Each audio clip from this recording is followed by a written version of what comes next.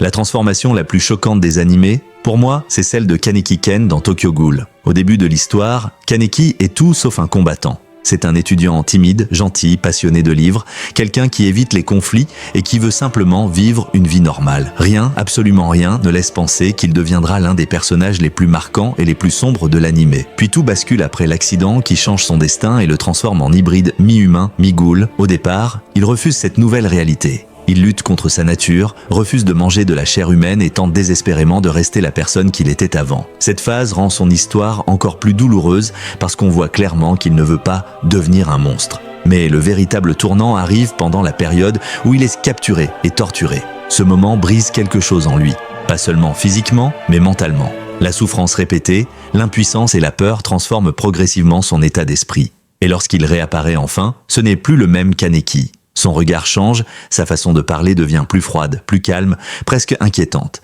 Il ne fuit plus les combats, il les accepte. Il comprend que, pour survivre dans ce monde cruel, il doit devenir plus fort que ceux qui veulent le détruire. Cette transformation n'est pas seulement une évolution de puissance, c'est une transformation psychologique complète. Ce qui rend cette transformation si choquante, c'est qu'on a vu chaque étape. On a vu l'innocence, la souffrance, la résistance, puis l'acceptation. Et à ce moment précis, on comprend que l'ancien Kaneki ne reviendra jamais vraiment. Certaines transformations dans les animés impressionnent par leur puissance.